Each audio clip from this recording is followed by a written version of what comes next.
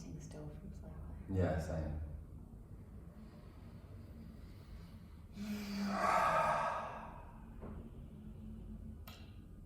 And that's one thing from our meditation practice already that I would want to speak to, is having access to that as often as you want in the day, as many times as you want in the day. I also think, like, working with you, where it's helped me out so much is having like an emotional accountability partner to create a space, an environment where I can open my heart, be vulnerable to its almost totality, and be closer to Adam, and really live and breathe my truth in that hour that we will spend together, because we've built that rapport together. And I feel like the more I open myself up and speak my honest truth, and sometimes it's things like, some things will come out of me which I feel like it's an unattractive side of me, but I'll throw it on the table. Yeah, you're judging it. Yeah, I'm judging it, of course. Yeah, of course I'm judging it. I'm judging it, but it's a space of no judgment, and from your side, like, it still doesn't stop me from judging it, but I'll still put it out there, and maybe we'll walk around it together.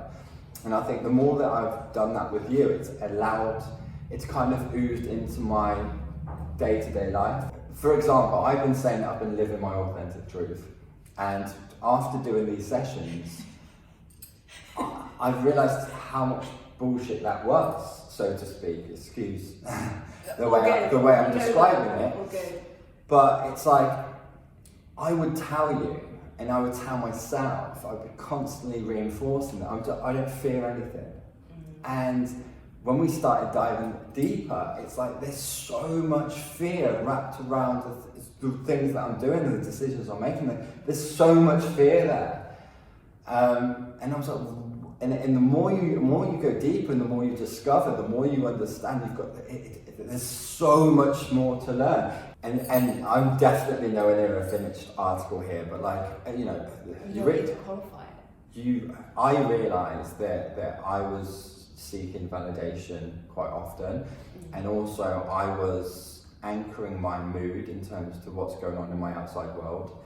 And now I realise, and I can control my inner world more. Not in totality, but I can control my... for us all. Of course, and I can control my inner world a lot more, not worrying too much about what's going on externally. You know, if I have successful days in work and I'm getting new clients on, or my relationship's going well, and maybe she's empowering me, like, all these things is why I feel good, and basically I'm giving my power away.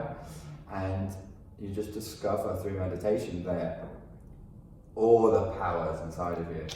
All of the power is inside of you. Okay, so question. When you first started to drop into meditation, and... I'm wriggling already. You really? I'm wriggling already. What, for those first, like, drop it? This is what I would say to anyone who's struggling with meditation, is like, you know, context for me. Like, I'm an ADHD child. I'm full of energy. I can't sit still. I haven't been able to focus. Like, I'm that guy. And dropping into meditation, like, for the first, like, I was doing like 10-12 minute meditation flows, and I was realizing that I was only calming everything down after 10 or 12 minutes, and then I was stopping. So I wasn't getting any of the juices of meditation. It's like when I do my 11-minute Wim Hof breathing, disciplined 11-minute breath work, after those 11 minutes, I'm into meditation, and I can sit there for 20, 30, 40 minutes. I've done meditation practices with you where we've almost done it in an hour, and I'm like, what? And like, I can't describe. It's like the euphoric feelings that you get from that trumps most things. And it's like, that's why meditation is so hard, because anything that's worth it in life has to be difficult, because it's the paradox of life.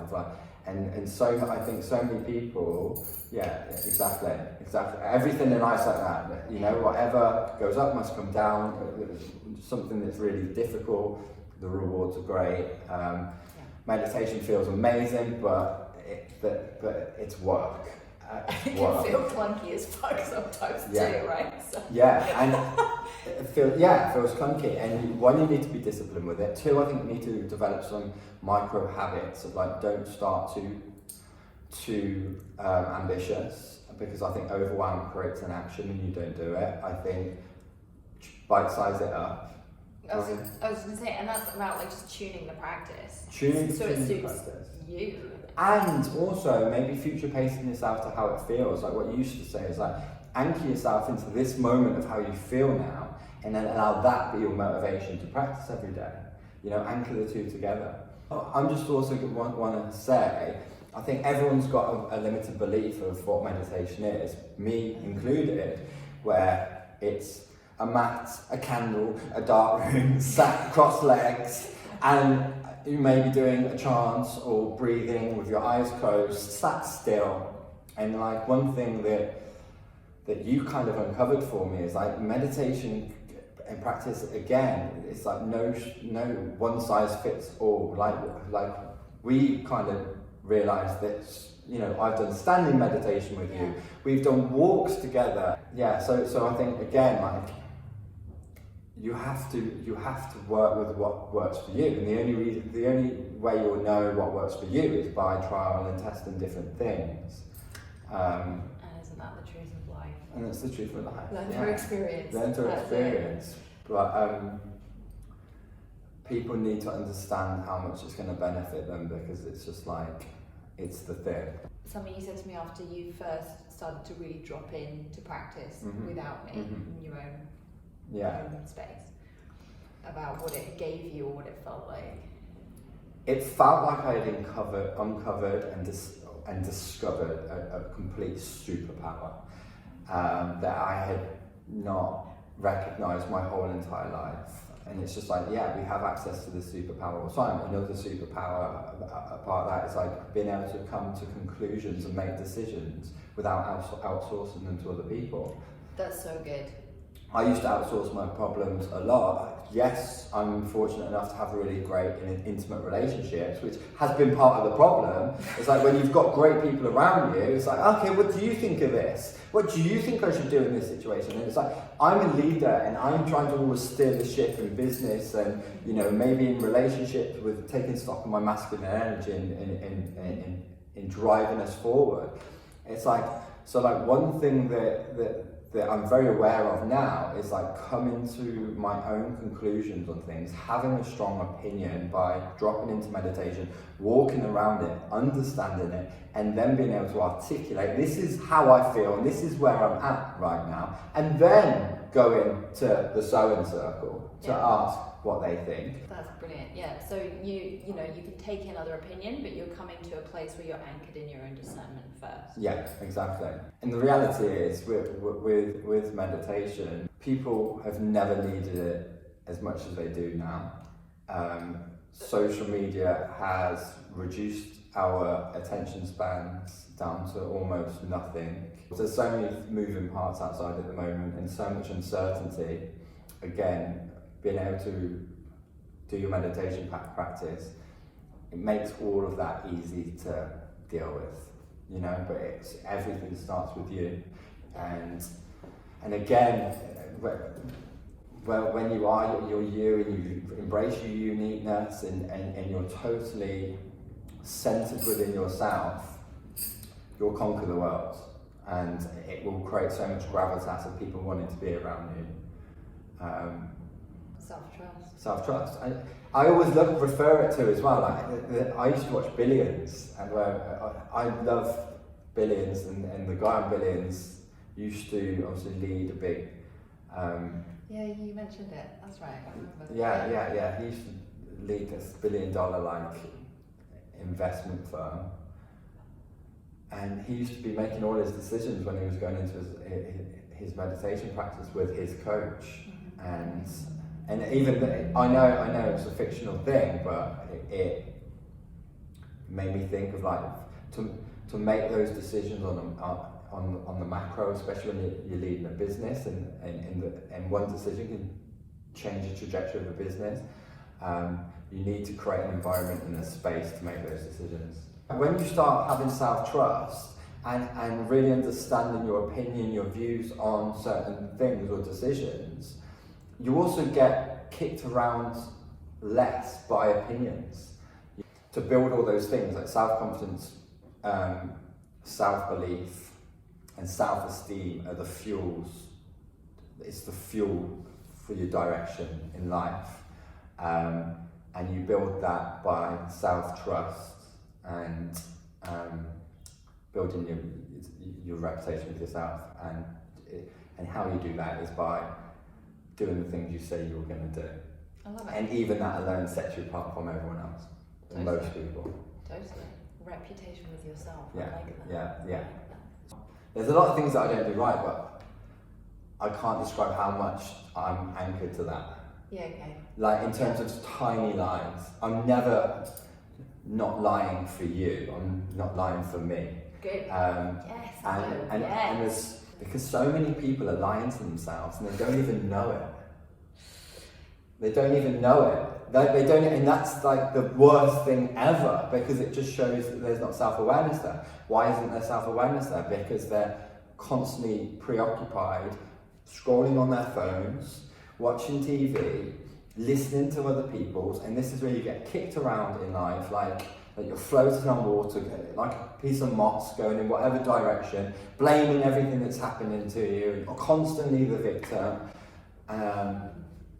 They're all the things that aren't the ingredients to live a fulfilled, happy, successful, extravagant life. You know? Yeah, nice. So like, we've also talked a bit about abundance. Yeah. So I know like this is a big thing for loads of people at the moment, especially with like what's happening in society and everyone's in a lack mindset and the scarcity, but I think that's not true. How has meditation maybe shifted your perspective on that, or what was your perspective, or what do you see now? Well, I think it's one, again, what you consume for one is like when you watch the news and media, that it polarizes problems and it makes you feel like it's everywhere and it should be your reality, and also it's a beautiful excuse of like, oh, that's going on there and here's a problem over there, and it's like, no, like that's not my narrative. Like, good. Abundance is absolutely everywhere. Opportunity is everywhere. The ability to be present in the moment, because when we're in a lack state, we're not really here. We're off trying to think about the future and what we're trying to grasp onto or keep hold of. Maybe we're in the past, maybe we're in the future. And what you say, sorry to interrupt, is like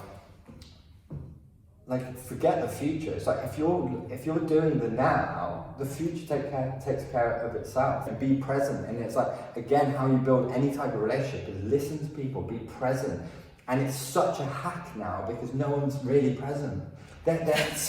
So many people are so lukewarm, and they're just so lukewarm, and they're on their phone and they're thinking about the thing that they're going to say to you next. And it's like, be present and give someone your full attention when you're speaking to them.